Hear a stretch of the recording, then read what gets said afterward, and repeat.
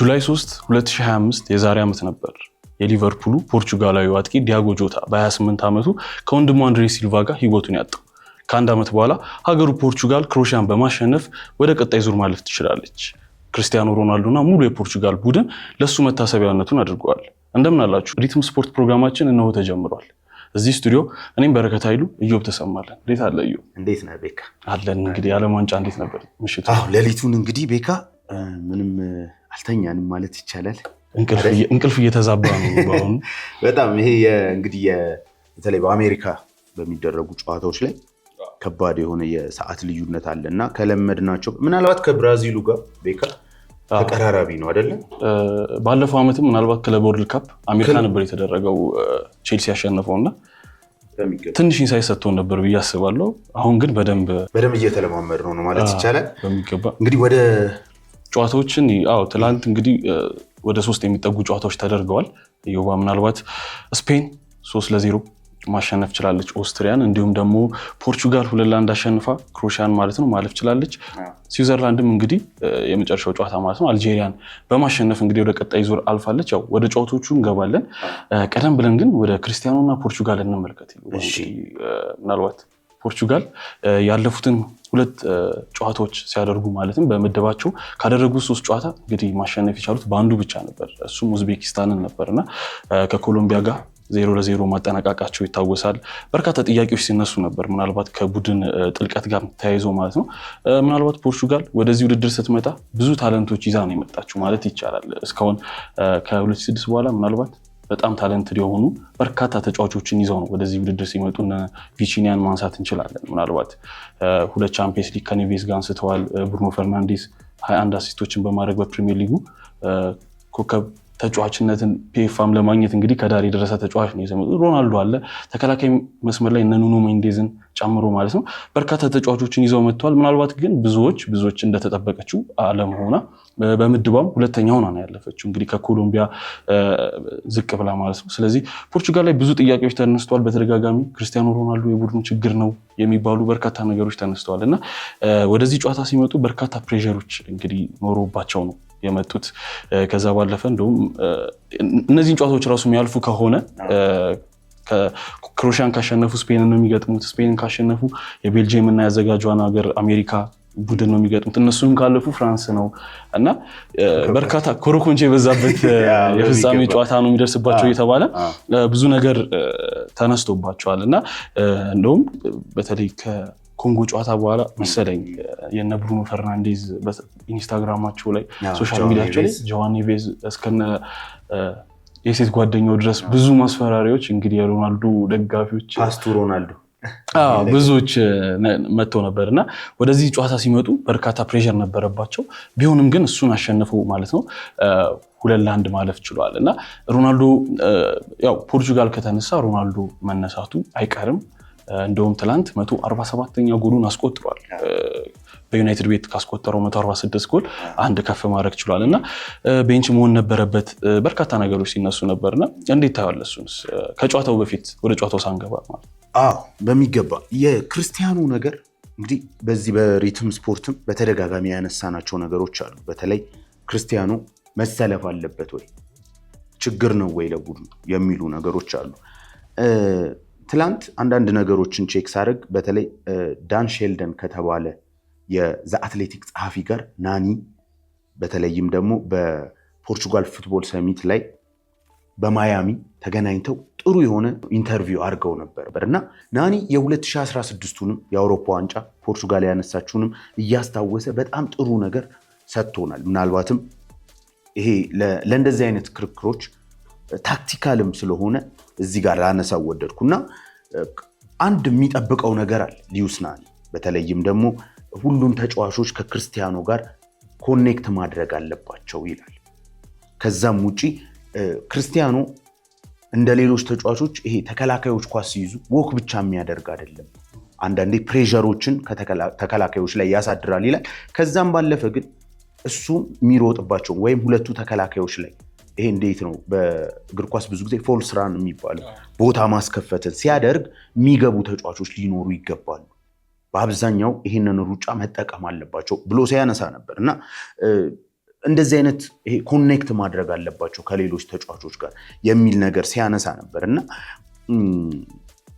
ይሄ ጫና ሆኖ የክርስቲያኖ በዛ ቡድን ውስጥ መኖር ጫና ሆኖ ቆይቷል። በተለይ አሁን ይሄ እንዴት ነው ከ35 በኋላ ባለፈውም የዓለም ዋንጫ ላይ ተመልክተናል አይደለ? ቤንች ሆኖ እንዴት አይነት ችግሮች ሲፈጠሩ እንደነበረ ክርስቲያኖን በላይናፕ ላይ ያስገብተው ብትጫወትም ዴሊቨር ጎል እስካላስቆጠረ ድረስ በጣም ትልቅ ችግር ነው።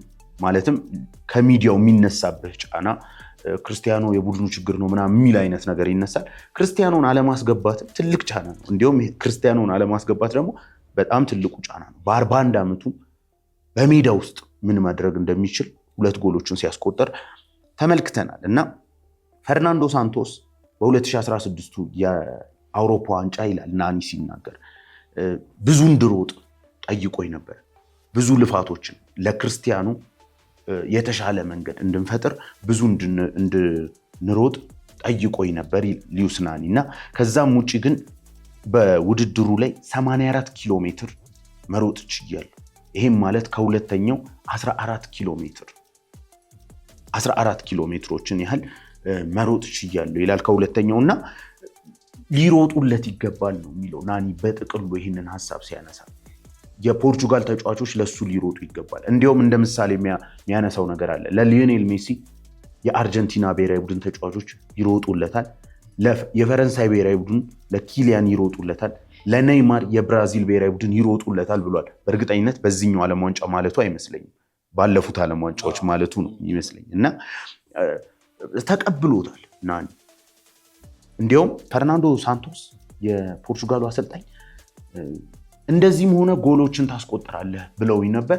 እንዳሉትም ከክርስቲያኖ እኩል በዛ በ2016 የአውሮፓ ዋንጫ 3 ጎልን ማስቆጠር ችሎ ነበር እና ይሄ በአጠቃላይ ቲሙ ለክርስቲያኖ እንዴት ነው የሚመች ኢንቫይሮንመንት ከመፍጠር አንጻር ብዙ መስራት አለባቸው የሚል ነገር ናኒ ሲያነሳ ነበር እና ይሄ ነገር እንግዲህ አከራካሪ ሆኖ ምክንያቱም በትላንትናውም ጨዋታ ከተመለከትክ እኔ ወርክሬት ላይ የፖርቹጋል ብሔራዊ ቡድን ተጫዋቾች ላይ በጣም ብዙ ጥያቄ መነሳት አለበት ብዬ አስባለሁ። በተለይ እንደነ ሉካ ሞድሪች በተቃራኒው የሚያሳዩትን በዛ እድሜያቸው ስትመለከት እንደነ ፔሪሲች አይነት በ37 ዓመቱ እንደዚህ አይነት እንቅስቃሴ በፉልባክነት ተሰልፎ ያስቆጠረውን ጎል በኋላ እናነሳዋለን። በሚገባ ዮባ ልክ ነህ። ምናልባት ከጨዋታ በፊት እየተነሱ ከነበሩ ነገሮች መካከል አንዱ ነው አንተ እያልከው እንዳለ ሆኖ ሞሮፍኔ ከጆዜ ጋር እስማማለሁ። ጆዜ ባለፈው ሳምንት ምን ብሏል? ክርስቲያኖ ሮናልዶ አይነት ተጫዋች ፖርቹጋል በ100 ዓመት ታሪክ ውስጥ አታገኝም ብላለች። ግብ ከፈለግ ሜዳው ላይ የምን ጊዜም ምርጡ ግብ አስቆጣሪ ሜዳ ላይ ያስፈልጋል የሚልን ሀሳብ አንስተዋል እና ይሄ ያስማማናል ብዬ አስባለሁ። ሮናልዶ ተከላካዮችን ሁለቴ እንዲያስቡ ያደርጋል የሚልን ሀሳብ አንስተዋል። እርግጥ ነው ከጀርባ ሮናልዶ የሚመላለስ ከሆነ ወክ አረገም ተራመደም ለሮጠም ለምን ከዘራ ይዞ እንኳን አስፈሪ እንድታስብ ያደርጋል እና ይሄ ያስማማናል። ሌላው የምሽቱ ጨዋታ ልዩ የሚያደርገው ክርስቲያኖ ሮናልዶን ብቻ አይመስለኝም። ሌላኛው ሉካ ሞድሪች አለ። ሉካ ሞድሪችም የመጨረሻ ጨዋታው እንግዲህ ሁለት ነዋሪ ሌጀንዶች እንግዲህ ከሁለት አንዱ ወደ ቤታቸው ይመለሱ ነበር። አንዱ እንግዲህ ሉካ ሞድሪች ሆኗል እና ምናልባት ወደ 2006 ለመለሰና ማርች 1 ላይ ነበር እንግዲህ ከ20 ዓመት በፊት ለ2006 የጀርመን ዓለም ዋንጫ ዝግጅት በሚያደርጉበት ምሽት ጨዋታ እንግዲህ ሉካ ሞድሪች የመጀመሪያ ጨዋታውን ያደረገው ያም ጨዋታ ከአርጀንቲና ጋር ነበር። 3-2 አርጀንቲና ማሸነፍ ችላለች እና የ20 ዓመቱ ሉካ ሞድሪች የመጀመሪያ ጨዋታውን እንግዲህ ተሰልፎ ለክሮሻ ተጫወተ። በዛ ጨዋታ ደግሞ የ18 ዓመቱ ሊዮኔል ሜሲ ሁለት ግብ አስቆጥሮ ነበር በእለቱ። ከዛም ባለፈ ደግሞ በተመሳሳይ ሮናልዶም እንግዲህ ሌላ ግብ ማስቆጠር ችሎ ነበር የ21 ዓመቱ ሮናልዶ እና እነዚህ ሶስት ተጫዋቾች ምን ያህል እንግዲህ በትልቅ ሌቭል እግር ኳስ ላለፉት 20 ምናምን ዓመታት እንግዲህ ሲጫወቱ ተመልክተናል። ሶስቱም አንዱ እንግዲህ ሮናልዶ እንደውም ጨዋታው እንዳለቀ ቀጥታ ወደ ሞድሪች ነበር ሄደው ከሞድሪች ጋር ለ6 ዓመት በማድሪድ ቤት አብረው መቆየት ችለዋል። 4 ቻምፒየንስ ሊግ ማንሳት ችሏል እና ይሄ ታሪክ እንግዲህ አብሮ የሚነሳ ነው። በነገር ላይ 226 ጨዋታ አንድ ሜዳ ውስጥ ተጫውተዋል አንድ ላይ። ምናልባት እንደ አንድ ልትነሳ የምችለው ያቺ የቻምፒየንስ ሊግ ከጁቬንቱስ ጋር 4-1 ባለገው ጨዋታ አሲስት ያደረገለት ነውና ብዙ ከጨዋታ በፊት የተነሱ ነገሮች እንግዲህ ይህን ጨዋታ ተጠባቂ እንዲሆን አድርጎት ነበር። ክሮሻ ምናልባት አጀማመሯ እኔ የዘንድሮ ክሮሻ ተለይቶብኛል። ምናልባት በማጥቃቱ በኩል ከተመለከትከው ከ2018ም 22ም በተለየ አግሬሲቭሊ የሚያጠቃ ክሮሻ ተመልክተናል። በተለይ ከእንግሊዝ ጋር ምንም እንኳን ሰከንድ ሃፍ አሪፍ ባይሆኑ ማለት ነው። እና ይሄ ከጨዋታው በፊት እንግዲህ ብዙ ነገሮች ተነስተዋል። የሮናልዶ እህት ምናልባት ከጨዋታው በፊት ሮናልዶ የመጨረሻው ውድድር ሊሆን ይችላል የሚል ነገር ተናግራለች እና እንደውም ከታማኝ ምንጭ ያገኙት የሚል ነገር ስታነሳ እኔ እንደውም አስገርሞኛል። ማለት ወንድሟ ነው እና ምናልባት ከፋብሪዚዮ አይሆን ያገኘችው የሚል ነገር ማንሳት ይችላል። አሁን ምናልባት መረጃዎች እኮ ቀድሞ ዣቪ አሎንሶ የማርክ ኩኩሬላ ማድሪድ መሄዱን በፋብሪዚዮን ያወቀውና ይሄ እንግዲህ ጨዋታው እንዲጠበቅ አድርጎታል። ምናልባት ወደ ጨዋታው እንምጣና ዮባ ያኛውን ሀሳብ በተወሰነ መልኩ ለመቋጨት ናኒ ካነሳቸው በአጠቃላይ ሲናገር የነበረው ናኒ ይህንን ጨዋታ በትልቁ አዝናኝ የሆነ ጨዋታ ላትጫወት ትችላለህ፣ በግልህ ሳቢ ላትሆን ትችላለህ፣ አንተ ብዙ እንትን ላትል ትችላለህ፣ ግን ለክርስቲያኖ ይህንን ነገር ማድረግህ ደግሞ ቡድኔን አሸናፊ አድርጎታል የሚል ነገር ሲያነሳ ነበር እና አሁን ከዚህኛው ስብስብ ጋር ላነሳው የፈለኩት በዚህኛው ስብስብ ምን ያህል ይሄ ቡድን ለክርስቲያኖ ይለፋል ወይ የሚለው ነገር ትልቁ ጥያቄ የሚነሳበት ይመስለኛል። ቤካ በሚገባ ዮባ ምናልባት 2-1 ባለጎ ጨዋታ ቀደም መምራት የቻሉት ክሮሺያ ነበሩ። ኢቫን ፔሪሲክ ባስቆጠረው ግብ ከረፍት እንደተመለሱ ሁለት አይነት ቅርጽ ያዩበት ጨዋታ ነው። ምናልባት የመጀመሪያው 45 ላይ ፖርቹጋል አሪፍ የሆነ እንቅስቃሴዎች ማግኘት ይችላል ነበር። ብሩኖ ፈርናንዴስ ሁለት ኳሶችን አግኝቶ ሳይጠቀምበት ቀርቷል። ክሮሺያ ግን ከረፍት መልስ በተለይ በጣም አሪፍ ሆናለች እና አሪፍ የመሆኗ ምንጭ ይመስለኝ ኮቫቺች እና ሞድሪች መሀሉን ሞር ኦፕሬት ሲያደርጉት፣ በተለይ ዘንድሮ ኮቫቺችን አልተመለከትነው በሲቲ ቤት ጉዳት ረጅም ጊዜ አቆይቶታል እና እንግዲህ እሱ በእነሱ ጥረት ኢቫን ፔሪሲች እንግዲህ የመጀመሪያ ግብ አስቆጠረ። ከዛ በኋላ ሮናልዶ ግብ አስቆጥሮ ምናልባት አሪፍ ቺፕ ግብ አስቆጥሮ ነበር፣ ኦፍሳይድ ተባለበት። አው ግን በ3 ደቂቃ ልዩነት ውስጥ በፍጹም ቅጣት ምት ግብ አስቆጥሮ 1-1 አደረገ። ከዛ በኋላ እንግዲህ ራሞስ ደግሞ የመጨረሻ ግቧን አስቆጥሯል። እንግዲህ ራሞስ በነገር ላይ ከጨዋታው በኋላ እያነሳ ነበር የመጨረሻ ደቂቃ ግብ ካስፈልጋችሁ እኔ ጋር ደውሉ የሚል ራሞስ ጋር ደውሉ። እርግጥ ነው 12 ግቦችን ከ90 ደቂቃ በኋላ ማስቆጠር ይችላል እና ልክ ነው ይሄን ስቴትመንት ብዬ አስባለሁ። ዮባ ሞሮፍ አሁን ዲፕ ወደ ጨዋታው እንምጣና እንዴት ነበር የቀረቡት ማለት እንችላለን ሁለቱ ቡድኖች ስፔሻሊ ፖርቹጋል? ምክንያቱም ለውጦች ተመልክተናል። ካንሴሎ በቋሚ እንዲሁም ደግሞ ራፋሊዮ ማርቲኔዝ ሲመስለኝ የተለያዩ ተጫዋቾችን እየሞከሩ ነበር ከሜንዴዝ ፊት ለፊት ማንን ላርግ በሚል። ምክንያቱም ሜንዴዝ አሁን ላይ ከምርጥ ፉልባኮች አንዱ ነው። ሌላ ልንጠራ የምንችለው የራሱ ቡድን ተጫዋች የሆኑ አሽራፍ ሀኪሚ ነው እና ሞሮፍ ነፃነት ለመስጠት እየሞከሩ ነበር። ራፋሊዮን አምነውታል። ምናልባት ተቀያሪ ሆኖ ነበር ሲጀምር የነበረው እና የራፋሊዮ መግባት በኔ እይታ ትላንት አሪፍ ሆኖ አግኝቼዋለሁ። ኳሶችን የሚጥልበት መንገድ፣ በድፍረት ወደ ውስጥ የሚገባበት መልኩ፣ ሁለቱ ደግሞ ኮምፕሊመንት የሚደራረገው አይነት ተጫዋቾች ናቸው ብዬ አስባለሁ እና ወደ ጨዋታው ጠለቅ ብለን እንግባና ሞሮፍ ከፌሊክስ ጆዋ ፌሊክስ እና ባለፈው ሲጠቀመው ከነበረው አንጻር ሞሮፍ ትክክለኛ ዊንገሮችን ይዞ ነው ወደ ጨዋታ የገባው ማርቲኔዝ እና እንዴት አገኘው ሙሉ ታክቲካል ጨዋታው? እንግዲህ ከክሮሺያ ልነሳ። ምክንያቱም የክሮሺያ አቀራረብ ፈርስት ሃፍ እና ሰከንድ ሃፍ በጣም እጅግ የተለያየ ነበር። የፈርስት ሃፉን ካየኸው ቤኪ በ4-4-2 በሚገባ በሎ ብሎክ ደሆል ጌሙን ማለት ትችላለህ። በ4-4-2 ሎ ብሎክ ነበረ የክሮሺያ ብሔራዊ ቡድን ሲጠቀም የነበረው። በአንጻሩ በፖርቹጋል በኩል አንዳንድ ቅያሬዎች አንተ እንደጠቀስከው ተመልክተናል። ራፋኤል ሊያው መግባት በአንድ በኩል የሚነሳ ነው። ጆao ኔቬዝ ወደ አሰላለፉ ተመልሷል። ከዛ ውጪ ግን ሌላ ያን ያህል ቅያሪ የሚባል ነገር አልነበረም እና በዚህ ጨዋታ ላይ ፖርቹጋሎች በተደጋጋሚ ወደ ጎል ሲደርሱ እንዲያውም ከጠበቅኩት በላይ። ምክንያቱም በእንግሊዙ ጨዋታ ከዛም በኋላ ክሮሺያን ከተመለከትካት በጣም የሃይ ፕሬሲንግ ቡድን ናት። በላይኛው ሜዳ ላይ ከየትኛውም ጉልበት ጋር ኮፕ ልታደርግ የምትችል ይሄ እንዴት ነው ልትስማማ የምትችል አይነት ቡድን ናት ማለት ትችላለህ እና ብዙ እድሎችን ፖርቹጋሎች ሲፈጥሩ ነበሩ ማለት እንችላለን። ከዛም ውጪ ደግሞ እነ ብሩኖ ፈርናንዴዝ እንደጠቀስከው ሲስቱ የነበሩትን ኳስ መመልከት እንችላለን እና ይሄ ፖኬቶችን ለመጠቀም ስታደርግ የነበረው ጥረት፣ በተለያየ መንገዶች ለማጥቃት ሲያደርጉት የነበረው ጥረት ግን ብዙም አልተሳካላቸው ማለት እንችላለን። በተለይ የብሩኖ ፈርናንዴዝ አሁንም ክሬቲቪቲ ላይ ከዚህ ቡድን ጋር ኢንቴግሬት አድርጓል ማለት አንችልም አሁንም ድረስ እና ሊዩስ ናኒ ወደዛው ሐሳብ ስመለስለት ሊዩስ ናኒ አንድ ያነሳው ነገር አለ። ብሩኖ ፈርናንዴዝ በማንቸስተር ዩናይትድ ቤት ያለውን ብቃቱን ለማሳየት በቡድን ውስጥ ፈጣሪ አድራጊ ሆኖ ሁሉም ኳስ በሱ ውስጥ ነው የሚያልፈው። ነገር ግን በፖርቹጋል ብሔራዊ ቡድን በቪቲኒያ ነው ይሄ ነገር ማረጋጋቱን እያንዳንዱን ነገር ኦፕሬት የሚያደርገው ቪቲኒያ ነው እና በተሻለ መጠን ማርቲኔዝ እንግዲህ ብሩኖ ፈርናንዴዝን ወደ ክርስቲያኑ አቅርቦት ቢጫወት የበለጠ ተጠቃሚ ሊሆን ይችላል የሚል ነገር ተመልክተናል እና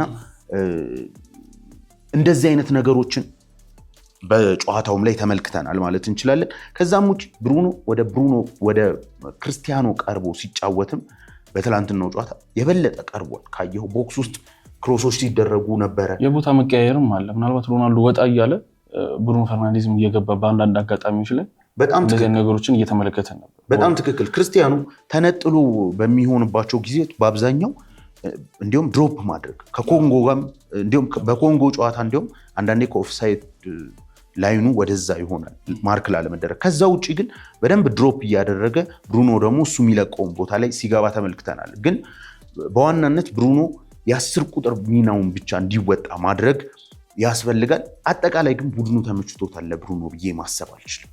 አሁንም ድረስ ይሄ በማንቸስተር ዩናይትድ የምናውቀውም ብሩኖ ፈርናንዴዝን ተመልክተናል ብዬ አላስብም። ከዛ ውጪ ራፋኤል ሊያው እንዳልከው በተለይ ጎሉ ከተቆጠረ በኋላ የፔሪሲች ጎል ከተቆጠረ በኋላ ብረት የገጨበትን ኳስ ተመልክተሃል። ትክክለኛ ዊንገር ቅድም ስታነሳ እንደነበረው ትክክለኛ ዊንገር መገለጫው ይሄ ይመስለኛል። ቤኪ በአብዛኛው ይሄ ኢንቨርት አድርጎ ሹት የሚያደርግበት መንገድ በጣም ድንቅ ነው። እኔ ጥያቄ ግን ከወርክ ሬት ጋር ይያያዛል። አሁን በተለይ የስፔን ብሔራዊ ቡድንን ይገጥማሉ አይደል? ስለሱ ስናነሳ ማነሳው ነገር ዋናው ከስፔን ጋር ያላቸው ልዩነት ይሄ ካውንተር ፕሬስ በማድረግ መልሶ ኳስን በመንጠቅ በጣም ብዙ ሰከንድ የሚወስድበት ነው። ምናልባት ቁጥሮችን በቀጣይ ፕሮግራማችን ይዘን መምጣት እንችላለን። ረስት ዲፌንሱ ራሱ ይሄ ልክ አይነት አይመስልም። ፖርቹጋል እኔ ብዙ ጊዜ ቶርናመንት ሲሆን በርካታ ከተለያዩ ሊጎች አሪፍ ተጫዋቾች ይኖረዋል ቡድን ላይ። ወደ አንድ ቡድን በሚመጣበት ጊዜ ከተለያየ ሊግ ከተለያየ ቡድን አሪፍ ተጫዋቾች ይመጣሉ። ነገር ግን እንዴት ነው አንዳንድ ሀገራቶች አሪፍ አድርገው ቡድኖችን አዋቅረው አንድ አሰልጣኝ እንዴት ነው ማሸነፍ ያለበት ብሎ ስትል ያህን ቡድንህን በምርጡ ተጫዋች ዙሪያ መስራት አለበት ብዬ አስባለሁ። ለምሳሌ እንዳልከው አርጀንቲናን ተመልከት። ምርጡ ተጫዋቻቸው ሊዮኔል ሜሲ ነው። በሱ ዙሪያ ቲም ይሰሩታል። እንግሊዝን ተመልከት። ሃሪ ኬን ነው ምርጥ ተጫዋቻቸው። በሱ ዙሪያ ለመስራት ይሞከራል። እንደዚህ እያለ የተለያየ ኪሊያን ኤምባፔ ቅድም እንዳነሳ ሆኖ ኤምባፔ እንዲመቸው ኦሊሴን ዴምቤሌን የመቀያየር ሁኔታ አለ። 10 ቁጥር ከሴኔጋሉ ጨዋታ ጀምሮ ከተመለከትክ አሪፍ ለማድረግ አለና ፖርቹጋል ጋር ስንመጣ ግን ብዙ ጥያቄዎች ይነሳሉ። እርግጥ ነው ክርስቲያኖ ሮናልዶ የምንጊዜም የፖርቹጋሉ ምርጡ ተጫዋች ነው። ግን ወደዚህ ውድድር ሲመጡ ማነው ጥሩ ተጫዋች ማጋኑ መገንባት ያላባቸው ቡድኑ በየትኛው ዙሪያ ነው? ምክንያቱም የቡድን አይመስልም። የፖርቹጋል ቡድን እንደ ቡድን ራሱ ገና እርግጥ ነው ቶርናመንት ሲሆን እያደጉ ነው የሚመጡት። ማለት ቡድን እየተዋቀረ ነው ከመጀመሪያው ጨዋታ ወደ ሁለተኛው ከሁለተኛው ሶስተኛው እያለ ይህን በስፔን ብሔራዊ ቡድን እየተመለከት ነው። እሱን ወደ በኋላ እናነሳዋለን መልሰን። ግን ወደ ፖርቹጋል ስንመጣ ግን የፖርቹጋል ምርጡ ተጫዋች ራሱ ማን ነው? ምክንያቱም ቪቺኒያ አለ፣ ኔቬስ አለ። የትኛው ነው? ብሩኖ የሚገርም ዓመት አሳልፏል በዩናይትድ እና ይህን አያይዘን ብሩኖ ፈርናንዴዝ በዩናይትድ እና በፖርቹጋል ምን አይነት ተጫዋች ነው የሚለውን እዮባ እያነሳሁትም የነበረው ይሄንኑ ነው እና ብሩኖ ፈርናንዴዝ እንዳልኩ ወደ ክርስቲያኖ ቀርቦ ቢጫወት ሞሮፍ 10 ቁጥርነቱን ኦፕሬት ቢያደርግ የተሻለው ነው የሚል ነገር ከናኒ እንግዲህ ከዛ ጽሁፍ ላይ አይቻለሁ እና ትክክልም ስለሆነ ነው እዚህ ፕሮግራም ላይ ላመጣው የፈለግኩት እና ሞሮፍ አሁን ብሩኖ ፈርናንዴዝ በማንቸስተር ዩናይትድ የሚያገኘውን አይነት ነፃነት በፖርቹጋል ያገኛል ብዬ አላስብም። ምክንያቱም የ2 ጊዜ ቻምፒየንስ ሊግ አሸናፊው ቪቲኒያ አብሮት ይጫወታል። በጌም ኮንትሮሊንግ እንግዲህ እንደምታውቀው በጣም አንደኛ የሆነ ተጫዋች ነው ማለት ትችላለህ። እያንዳንዷን የሜዳ ክፍል መቆጣጠር የሚችል በፓሶቹ ማረጋጋት የሚችል ቴምፖ ማቀዝቀዝ ማፍጠን የሚችል ተጫዋች ነው። ስለዚህ ብሩኖ ፈርናንዴዝ በማንቸስተር ዩናይትድ ቤት እንደሚጫወተው ወደኋላ እየተመለሰ ይህንን ስራ ደርቦ መስራት ግዴታው አይደለም። እንደምታውቀው በኦልሞስት ወደ 18 ጨዋታ በሩበን አሞሪም ስር በነምበር 8ነት ነው የተጫወተው እና ይሄ ደመነፍስ አለው። አይ ቲንክ ብሩኖ በሚጫወትባቸው ቡድኖች በሙሉ ሁሉን ነገር ለመስራት ኃላፊነትን ወደ ራሱ የማድረግ ነገር ብዙ ጊዜ እንመለከታለን እና ይሄ ግን በፖርቹጋል ይሰራል ብዬ አላስብም። ምክንያቱም የሚና መደበላለቅ ሊመጣ ይችላል። ከዛ ውጪ ባላንሱን ያጡት ከእንትን ጋር በተያያዘ ከፕሬሲንግ ጋር በተያያዘ እንግዲህ ክርስቲያኑ አለ። ክርስቲያኑ ከኳስ ውጪ ብዙ ስራ እንዲሰራ አይፈለግም።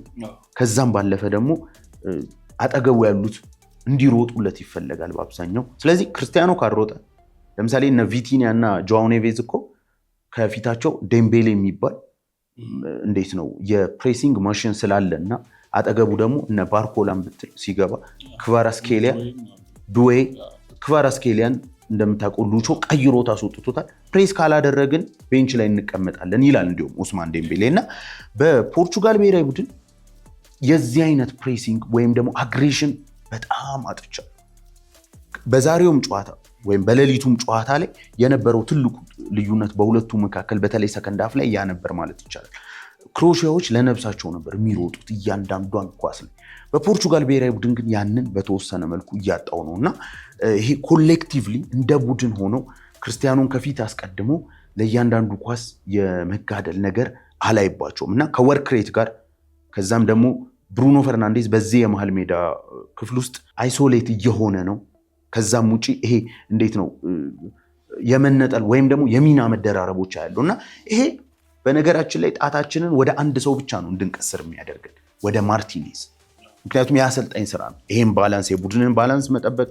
ክርስቲያኖ ፕሬስ አያደርግም። ስለዚህ በሌሎች ተጫዋቾች ፕሬስ እንድታደርግ ማድረግ፣ ለብሩኖ ፈርናንዴዝ የሚመች አይነት ፕላትፎርም መፍጠር፣ ሜዳውን ማመቻቸት። ምክንያቱም እነዚህ ሰዎች አሸናፊዎች ናቸው።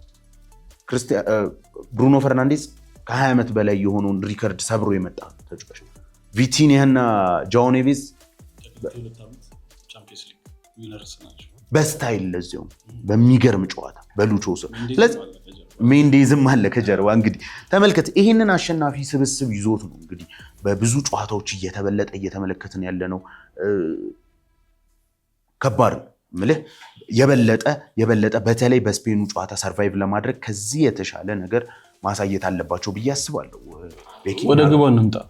ምናልባት ግቧ ከመቆጠሯ በፊት ተደጋጋሚ ሙከራዎች በተለይ ሰከንድ ሃፍ እንደተጀመረ ክሮሺያ ተደጋጋሚ ሙከራዎችን ማድረግ ትችላለች ከመጀመሪያው 45 በተሻለ ማለት ነው እና እንደውም አንተ ላነሳው ትክክለኛ ምሳሌ ሊሆን የሚችለው ኮቫቺች ከሆነ ሰዓት ከመሃል ሜዳ ተነስቶ በራሱ ቪብል አድርጓቸው መጥቶ አንግል ገሽቶ ያኳስ ተመልሶ ድጋሚ ሞክሮ እንደውም ዲጎ ኮስታ ነው ያዳናቸው ኳስና ይሄን ያለ አንድ ተጫዋች ስፔስ ቦታና ጊዜ ከሰጠው እንግዲህ ለእንደዚህ አይነት ተጫዋች ይቀጣል እና ያ ነገር እየተመለከተ ነው አይደለም።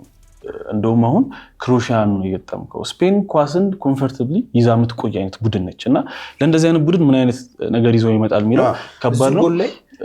ምናልባት እዚሁ ጎል ላይ እንደምታውቀው ስታኒሲች የባየርኑ ተጫዋች ነው ክሮሱን ያደረገው።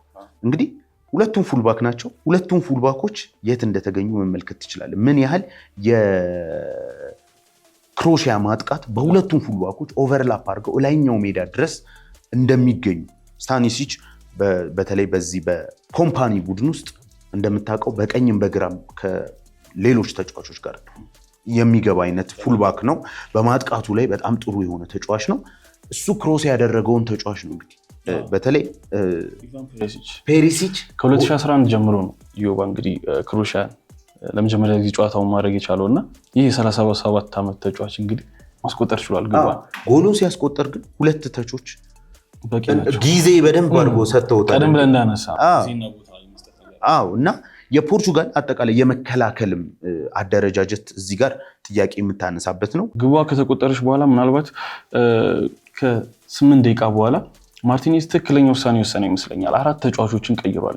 ምናልባት በእንደዚህ አይነት ውድድር ላይ እንደነ ብሩኖ ፈርናንዴዝ፣ ቪቲኒያ ያሉ ተጫዋቾች እነ ካንሴሎን ቀይሮ ነው ያስወጣው እና ምናልባት ቡድን 1-0 እየተመራ እንዴት ነው እነዚህን ተጫዋቾች ልታስወጣ የምችለው የሚለው አንዳንዴ ገት ይጠይቃል። የማሸነፍ ጉጉት ወደ በኋላ እናነሳዋለን። ክርስቲያኖ ሮናልዶ ራሱ ቀይሮ ሲያስወጣው 80ኛው ደቂቃ ላይ ብዙዎች ተገርመዋል። በስታዲየም ውስጥ የሚሆነ የቡ አይነት የማድረግ ነገር ተመልክተናል። እዛ ውሳኔ ላይ ግን እኔ ትክክል ነው ብዬ ያስማማናል እና ምክንያቶችን ማንሳት አለብን። ብሩኖ ፈርናንዴዝም በራሞስ ቀይሮ ካስገባ በኋላ በሁለት አጥቂ ነበር ፖርቹጋሎች ሲጫወቱ የነበሩት። እንግዲህ እንዳየነው ጨዋታውን ከ1-1 በኋላ ክሮሺያዎች ኦፍሳይድ 1 ጎል ተባለባቸው። ሌሎች ሙከራዎችን በተደጋጋሚ በቃ ፖርቹጋል ልትሸነፍ ነው የሚያስብል እንቅስቃሴ ነበር። የኢነርጂ ልዩነት እንዳለ በግልጽ ይታያል በጨዋታው። የኢነርጂ ልዩነት መሀል ሜዳ ላይ የቁጥር ማነስ። ስለዚህ ራሞስን ቀይረ ስላስገባው ቀይረ ልታስወጣው አትችልም እና ሊያውን ካስወጣ ራሞስን ያለ ቦታው ልታጫውት ነው። ክርስቲያኑን ግራ ክንፍ ላይ ልታደርገው አትችልም። ስለዚህ የመሀል ሜዳ ተጫዋች ሩበን ኔቬዝን በመጨመር እንግዲህ ራሞስን ወደ አጥቂ በማድረግ ሮናልዶ የመጀመሪያ ግቡን ማስቆጠር ችሎ ነበር። ኦፍሳይድ ተባለበት። ምናልባት እሱ ራሱ ከጨዋታው በኋላ ምንድን ነው ያለው?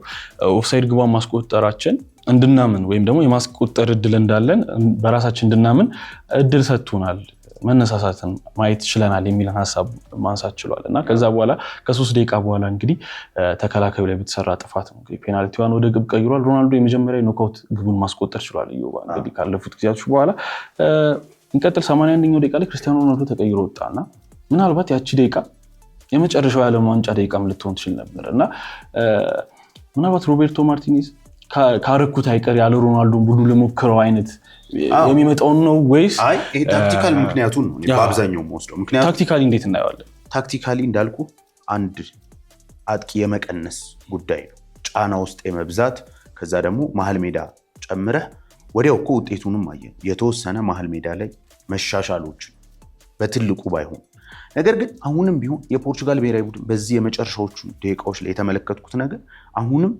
ትንሽ ጫን ካልከው የሚያፈስ ነገር በኋላ ላይ አያሉ።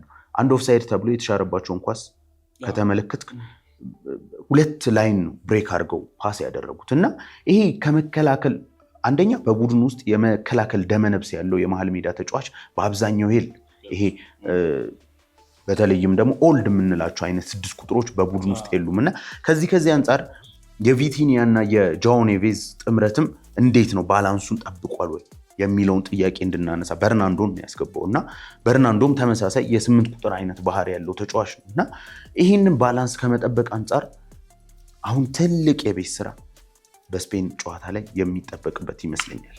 ዮባ እንግዲህ ግቧ ከተቆጠረች በኋላ ምናልባት 1-1 እያሉ 10 ደቂቃ ተጨመረና በመሃል ዶን ካርሎ ራሞስ እንግዲህ በቅርቡ ወደ ኤሲ ሚላን መቀላቀል የቻለው ተጫዋች እንግዲህ በግንባር ከራፋሊዮ የተሻማላትን ኳስ ማስቆጠር ችሏል። ቀደም ብለን እያነሳን ነበር፣ ራፋሊዮ ትላንት አሪፍ ነበር በጨዋታው። በተለይ በመጀመሪያው 45 ይሄ ኳሶችን ደፍሮ ወደ ፔናልቲ ቦክስ ለመግባት የማይፈራ አይነት ዊንገር ነው። በኤሲ ሚላን እናውቀዋለን። ኦፍኮርስ ፕሮዳክቲቪቲው ያጠያይቃል። ወደ ውስጥ ከገባ በኋላ ብዙ ጊዜ አለ ስትለው የለም ስትለው ያለ አይነት ተጫዋች ነው እና እሱ እንግዲህ አስቆጠራት 94ኛው ደቂቃ ላይ ማለት ነው። ስለሷ ግብ እናንሳ እንግዲህ። በጣም ድንቅ የነበረ ጎል ነው ያስቆጠረው ቤካ። በጣም ከባድ ይመስለኛል። በረኛው ከዚህ የበለጠ ማድረግ አለበት አላውቅም፣ ግን ይሄ የአጥቂ ደመነፍስ የታየበት ፖቸር የምንላቸው አጥቂዎች አይደለ ቦክስ ውስጥ የሚገኙ ፕሬዘንሳቸው ጥሩ የሆኑ አጥቂዎች የሚያስቆጥሩት አይነት ጎል ነው ማለት እንችላለን። ከሰዓታችንም አንጻር ወደ ስፔን ብሔራዊ ቡድን ምናልባት በሚገባ እንግዲህ ያው መጨረሻ ላይ ምናልባት አከራካሪዋ ነገር ባለቀ 12ኛው ደቂቃ ላይ ማለትም ከተጨመሩ 10 ደቂቃ 2 ደቂቃ ተጨማሪ ላይ እንግዲህ ክሮሺያዎች ግብ ማግኘት ችለው ነበር። ጋቫርዲዮል አስቆጥሮ ነበር። ቢሆንም ግን ኦፍሳይድ ተብሏል። በጣም ብዙ አከራካሪ ነገሮች ተነስተዋል። ፊፋ ምናልባት በለቀቀው እንትን ኳሷ ምናልባት ሴንሰር ያላትና የመጨረሻው ንክኪ የክሮሺያ ተጫዋች ነው ብሏል። ምናልባት ኳሷ ስትነሳ ስትሻማ ተጫዋቹ ኦፍ አልነበረም፣ ነገር ግን ሴንሰሪ ነበራት የሚል ነገር አንስተዋል እና ይሄ እንትኑን ሴትል የሚያደርገው ይመስላል፣ ክርክሩን ረገብ የሚያደርገው ይመስለኛል። ግን ኢቨን ባይነካው ራሱ ለመጫወት ሞክሯል ተብለው ብዙ የተሻሩ በፕሪሚየር ሊጉ ላይ እናውቃለን እና ከዛ አንጻር ማየት እንችላለን። ምናልባት ከዚሁ ጋር ከፖርቹጋል ጋር አያይዘ የስፔን ብሔራዊ ቡድን ላይ የተወሰነ ነገር እንበልና ወደ ቀጣዩ ጨዋታቸውም ደግሞ ስፔን ከፖርቹጋል ምናልባት ሰፋ አድርገን እናነሳዋል ጊዜ ይኖረናል። ወደ ስፔን እንለፍ። እንግዲህ ስፔን ብሔራዊ ቡድን በተለይ ካለፉት ከ2010 ዓለም ዋንጫ በኋላ ማለት ነው ኢዮባ ወደ 16 ውስጥ ማለፍ ራሱ አልቻሉም። ከተመለከት በ2014 አሸንፋ ከመጣች በኋላ ታስታውሳለህ፣ በኔዘርላንድ 5-1 ተሸንፋ ከውድድሩ በጊዜ ነው ከመደባ የወጣችው። 2018 ላይም ቢሆን በአዘጋጇ ራሻ ተሸንፋ ነበር። 2022 ላይ እንደምናስተውሰው ከጀርመን ጋር በአጣብቂኝ በጎል በልጣ ነው እኩል 4 ነጥብ በመሆን በግብ ክፍያ በልጣ ነበር እና ወደ ቀጣይ ዙር ማለፍ የቻለችውና ብዙ አጠያቂ ነገር ነበር። ያ የስፔን ትውልድ 2008 ጀምሮ ባክ ቱ ባክ ዓለም ዋንጫን እንዲሁም ደግሞ ኢሮን መብላት ችሎ ነበር በ8 ዓመት ውስጥና ያ ቡድን በቃ የለም የስፔን እግር ኳስ የምትታወቅበት ጠፍቷል በተባለበት ሰዓት ነበር አሁን ዳግም 2024 ላይ ደግሞ አዲሱ ትውልድ ማለት በነ ላሚን ያማል፣ ጋቪ፣ ፔድሪ፣ ሮድሪ ታግዛ እንግዲህ ኒኮ ዊሊያምስን ማንሳት እንችላለንና እነዛን ካሸነፈች በኋላ በተለይ ለዚህኛው ዓለም ዋንጫ ከፍተኛ ግምት ተሰጥቷቸዋል። አሁን በዚህ ዓለም ዋንጫ ማን ያሸንፋል ተብሎ ቢጠየቅ 2-3 ቡድኖችን ብትጠራ በእርግጠኝነት አንዷ ስፔን ነች። ፈረንሳይ፣ አርጀንቲና ብለህ ስፔን ነው የምትለውና በመክፈቻው እንግዲህ ብዙዎችን ባስገረመ ጨዋታ ምናልባት ኬቨርዲ ጋር አቻ በመውጣት በምድቧ ምናልባት ዓለም ነው ሾክ ይሆናል። ግን ከስፔን ይልቅ ሞሮፍ ለኬቨርዲ ትሰጣለህ ያን ክሬዲት እና በቀጣዩ ጨዋታ ግን ሳውዲን 4-0 አሸንፋ ዩራጓይን 1-0 በማሸነፍ ነበር ከምድቧ አንደኛ ሆና ያለፈችው። በውድድሩ ምንም ግብ አልተቆጠረባትም አሁን ድረስ። ከአጥቂዎቹ በላይ ተከላካዮቹ ራሱ ክሬዲት ይሰጣቸዋል የስፔን ብሔራዊ ቡድን። ትላንትም እንግዲህ ወደዚህ ጨዋታ ሲመጡ ኒኮ ዊሊያምስ በጉዳት አልነበረም። ምናልባት ወደ መጨረሻ አካባቢ ይደርሳሉ የሚል ዘገባዎችን እየተመለከትኩ ነበርና የስፔን ብሔራዊ ቡድን ብዙ ሊባልለት ይችላል። ምክንያቱም ከኳስ ጋር ኮንፈርተብል መሆኑ ከጨዋታ በፊትም ያው በርካታ ሰዎች ከኦስትሪያ ጨዋታ ጋር ማለት ነው በቀላሉ ስፔን ይህን ጨዋታ ታሸንፋለች የሚል ነገር ይነሳ ነበር። ምናልባት ግን ኢዮባ እኔ አሰልጣኝ ዴላ ፉንቴ አሁንም ቢሆን የስፔኑ አሰልጣኝ የመሃል ሜዳቸውን ያገኙ አይመስለኝም። ከተመለከት በምድብ የመጀመሪያ ጨዋታቸው ፋቢያን ሩዚ የፒኤስጂውን ሮድሪና ፔድሪ ነበር የተጠቀሙት። በቀጣዩ ጨዋታ ደግሞ ሳውዲ ላይ 4-0 ባሸነፉበት ጨዋታ ማለት ነው ኦልሙን ሮድሪና ፔድሪ ነው ያጣመሩት። ከኡሩጓይ ጋር ደግሞ ሚኬል ሜሪኖን ነበር ያስገቡትና አሁንም ቋሚ አግኝቷል አላገኙ ወደ ጨዋታው ከመግባታችን በፊት እኔ ያገኙ ይመስለኛል። ቤካ እንደው የኡሩጓዩን ጨዋታ ልንጠቅሰው ማንችለው ማለፋቸውን ከማረጋገጣቸው አንጻር ለስኳድ ፕሌየር እድል የመስጠት አይነት ይመስለኛል። ግን ከዛ ውጪ ግን ስትመለከተው በ4-2-3-1 ኦልሞን 10 ቁጥር አድርገው ፔድሪ እና ሮድሪ ይሄ አውሮፓ ዋንጫን የሚያሸነፉበት ስብስብ ነው በነገራችን ላይ። ነገር ግን ስለመከላከሉ ስታነሳ አንድ በጣም መሰመር አለበት ብዬ የማስበው ቅድምም የፖርቹጋል ብሔራዊ ቡድን ላይ ላነሳለ የፈለኩት ይሄ ሪጌን ፖሴሽን የማድረግ ካውንተር ፕሬሲንጋቸው በፈጣን ሰከንድ ውስጥ በተለይ ባርሰሎና ነው በዚህ የሚነሳው። የምታስታውስ ከሆነ በተለይ በ8 ሰከንድ ውስጥ መልሶ የመንጠቅ በ3 ሰከንድ ውስጥ በ5 ሰከንድ ውስጥ እያሉ ይሄ የባርሰሎና ባህል እናውቀዋለን። እና አንዳንድ በተለይም ደግሞ እንትኖች ስናይ ይሄ ዘጋቢ ፊልሞችን ስናይ ዣቪ፣ ኢኒየስታ እነ ሜሲ አጫጭሮች ሆኑ ነገር ግን በፍጹም ቦታ የሚዘጉብህ ኳስ ከተቀሙ በኋላ መልሰው የሚነጥቁበትን መንገድ ስንመለከት እንዲሁም አንዳንዶች ምንድነው የሚሉት እስከ መጨረሻው ድረስ ይሄ ራስን እስከ መሳት ድረስ ጠንካራ የሆነ ልምምዶችን ያካሂዱ ነበር። የስፔን ብሔራዊ ቡድን ላይ ያንን ነው ማየው። ቤካ በተደጋጋሚ ኳሶችን የሚነጥቅ ብሔራዊ ቡድን ሆኖ ተመልክቼዋለሁ። ከዛም አንጻር ነው ተከላካዩ ያን ያህል አይጋለጥም። ለምሳሌ የስፔን ብሔራዊ ቡድን ከ75% በላይ ኳስ ቁጥጥር እየያዘ ለካውንተር ግን ለብሬክ ግን ሲጋለጥ አታዩ። እንዲሁም በኬፕ ቨርዱ ጨዋታ መጨረሻ ደቂቃዎች ላይ 1-2 ጊዜ የተነካውና ይሄ በፋይናል ሰርድ ላይ ኳስን በመንካት በጣም ጥቂት ፐርሰንት ነበር ኬፕ ቨርዶች ያስመዘገቡት። እና አሁን እዚህ ጋር በአጠቃላይ ዴላ ፎንቴ ቡድኑን የሰራበት መንገድ በጣም ድንቅ ነው ማለት እንችላለን። ቤካ ቅድም ከአነሳው ሀሳብ ጋር እንደውም ተያያዥነት ያለው ዮሐን ማታ በ2010 የስፔን ብሔራዊ ቡድን እንግዲህ አሸናፊ መሆኑ ይታወሳል። በተለይ 20 ዓመቱ እያለና ሲናገር የነበረውም ያንን ነበርና ትሬኒንግ ላይ ልምምድ ወቅት አንዳንድ ተች ነው የሚደረገውና አንዳንዴ ይከብዳል። በቃ ኮምፒት ማድረግ እዛ ጋር ቆመ ኢኒየስታ፣ ቡስኬት እና ዣቪን ስታይ መሃል ላይ በቃ ከባድ ነው የሆነ አንድ ሚስ ቁጭ እንደሚያደርግ ታውቃለህ የሚል ሀሳብ አንስተዋል። እና ከጨዋታው በፊት ከመምጣታችን በፊት እንዳልኩ ማጥቃቱ ላይ ብቻ ሳይሆን እነ ላሚን ያማል አሉ እናነሳቸዋለን፣ ግን መከላከሉም ድንቅ ነበር። ምንም ግብ አልገባባቸውም። አዘጋጇ ሜክሲኮ ነች፣ ሌላ ምንም ግብ ያልተቆጠረባት እስካሁን በዓለም ዋንጫውና ከዛ ባለች ታክቲካል ራሱ ባላንስ ነው ማለት እንችላለን። የስፔን ብሔራዊ ቡድን ካየኸው ቢውልድ በሚያደርጉበት ጊዜ 4-3 የሆነ ቅርጽ በመያዝ ኮምፎርታብሊ አጫጭር ኳሶችን ይዘው በመውጣት ወደ ተቃራኒ ቡድን ይሄዳሉ። ክፍተቶችን ለመጠቀም ኤክስፕሎር የሚያደርጉበት ሜዳውን የተቃራኒ ቡድን ሜዳ ክፍል ኤክስፕሎር የሚያደርጉበት መንገድ ራሱ ድንቅ ነው። በሚከላከሉበት ጊዜ ራሱ 4-4-2 ቅርጽ አላቸው እንደ ቡድን ነው። አንድ ኳስ ከተገኘ የሪጌን የሚያደርጉበት ፍጥነት ራሱ ያስገርማል። ከዛ በኋላ ግን ቀሪው ያው የነ ላሚን ያማል ስራ ነው። በሚያጠቁበት ጊዜም 2-3-5 የሚመስል ምናልባት ፔፕ ሲቲ ላይ ተመለከትነው ማለት እንችላለን። እነዚህ ነገሮች ተነስተው ነበር። ያው ጨዋታው ሲጀመር እንደተጠበቀው ነው የሆነው። ቀጥታ ኳሱንም ስፔን ያዘችው እና ምናልባት በፈጣን ማጥቃቶች መሄድ ጀምረው ነበር። ምናልባት ግን ለእኔ ጥያቄ ማነሰው ግቡ ከመቆጠሩ በፊት እንደነ ሳቪዘር ያሉ ተጫዋቾች ድንቅ እንቅስቃሴ እያደረጉ ነበር እና በመጀመሪያ 45 ስፔን እውነትም ኤክስፕሎር የምታደርገው ከሆነ ክፍተት አላቸው ወይ የሚል ነገር ይነሳል እና ወደ ጨዋታው እንምጣ። እንዴት አገኘው ጨዋታውን?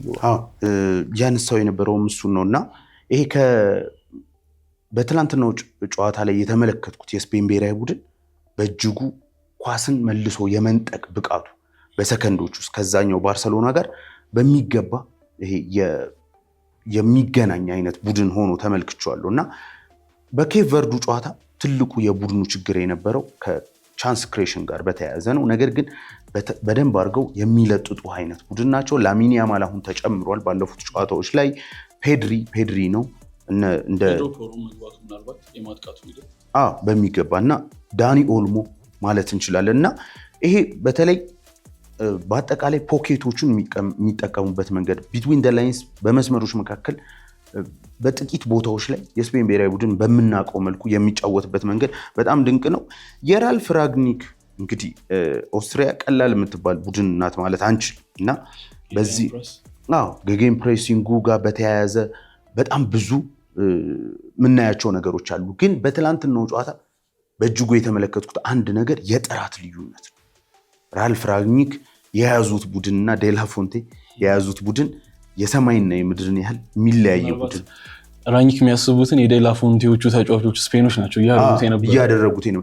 ራግኒክ በእርግጠኝነት ምነው ይህንን የስፔን ብሔራዊ ቡድን በያዝኩ የሚል ይመስለኛል እና በአብዛኛው ስትመለከትም ቶሎ ኳስ ይቀማሉ፣ ቶሎ የጎል እድል ይፈጥራሉ። ከዛም ውጭ ደግሞ በተለይም በመጀመሪያው የኬፕ ቨርዱ ጨዋታ ላይ ብዙ ሲተች የነበረው ሚካኤል ኦያርዛባል የተባለው ተጫዋች ለ30 ደቂቃ በዓለም ዋንጫ ታሪክ ኳስ አልነካም የተባለለት እና ይሄ ተጫዋች አሁን ጎሎችን ማስቆጠር ጀምሯል። እንግዲህ ድጋሚ ሁለት ጎሎችን ማስቆጠር ችሏል። ከዛም ውጭ እንቅስቃሴው በጣም ጥሩ ነበር። ይሄ ፖቸር የምትለው አይነት ቦክስ ውስጥ የሚቀመጥልህ አጥቂ አይደለም። ወደ ውስጥ እየገባ በደንብ ቢትዊን ደ ላይንስ መጫወት የሚችል እሱ የሚወጣበትን ቦታ ደግሞ ሌሎች እንዲጠቀም የሚያደርግ ይመስለኛል። በዚሁ ግን ከፖርቹጋል ጋር ስለሚኖረው ጨዋታ የተወሰነ ነገር ብለን ከሰዓታችንም አንጻር ወደ ማጠቃለሉ እንሄዳለን። ፖርቹጋሎች በእኔ እምነት በእጅጉ ተጠናክረው መቅረብ ያለባቸው ይመስለኛል ለቀጣዩ ጨዋታ። በእጅጉ ይህንን የስፔን ብሔራዊ ቡድን ለመቋቋም በጣም ትልቅ የሆነ ችግሮች ሊያጋጥማቸው ይችላል ብዬ አስባለሁ።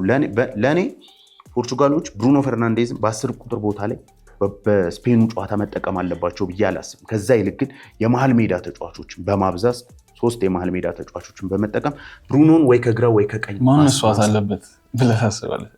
ይህ እንዲሆን አንዱ የክንፍ ተጫዋች ለምሳሌ እንደ ኔቶ አይነት ተጫዋችን ልትሰዋ ትችላለህ። በርናንዶም ገብቶ በተቻለ መጠን የመሃል ሜዳ ተጫዋቾች መብዛት አለባቸው ብዬ ነው የማምነው። ምክንያቱም የስፔን ብሔራዊ ቡድን በሽግግሮች ካገኘ ኳሱን በመያዝ ለረጅም ደቂቃዎች ኳስ መያዝ የሚችል ነው። ከዛም ውጭ ትንሽ ክፍተቶችን የምትሰጠው ከሆነ ከባድ የሆነ ጥቃቶችን የሚያደርስብህ ቡድን ነው እና የክርስቲያኖ የዓለም ዋንጫ እንግዲህ እንዲሳካ ከተፈለገ በከፍተኛ ሁኔታ መሃል ሜዳውን ማረጋጋት ከተቻለ እኔ የ5 የመሃል ሜዳ ተጫዋቾችን ኔቬዝ አለ፣ ከዛም ውጭ ቪቲኒ አለ፣ ጃኦ ኔቬዝ ራሱና ሩበን ኔቬዝን 3ቱን መሃል ሜዳ ላይ በመጠቀም ብሩኖን ከግራ በማስነሳት በቀኝ ደግሞ በርናንዶን አስገብተው ኮምፓክትነስ በመሃል ላይ በደንብ ኮምፓክት ሆኖ መቅረብ አለባቸው ብዬ አስባለሁ። ምናልባት ገና ስለሆነ በሰኞ ፕሮግራማችን በደንብ እናነሳዋለን፣ ከሰዓታችን እንዳስሰዋለን በሚገባ። ዮባ እንግዲህ የዓለም ዋንጫ የመጨረሻ 32 ጨዋታዎች እንግዲህ ዛሬ ይደረጋሉ። እንግዲህ ምሽት 3 ሰዓት ላይ አውስትራሊያ ከግብፅ፣ አርጀንቲና ከኬፕ ቨርዲ እንዲሁም ደግሞ ኮሎምቢያ ከጋና በሚያደርጉት ጨዋታ ይጠናቀቃል። እንግዲህ ተመልካቾቻችን ዛሬ በተለይ ተጠባቂው ጨዋታ አርጀንቲና ከኬፕ ቨርዲ በመጀመሪያው ጨዋታ እንግዲህ ስፔንን አቻውታ አስገርማናለች። ዛሬስ ምን ታሳየናለች የሚለውን ኮሜንት ላይ እንግዲህ እናንተም ግምታችሁን አሳውቁን። እኛም በቀጣይ ፕሮግራም እስክንገናኝ ድረስ ሪትም ስፖርቶች ነን። መልካም ጊዜ።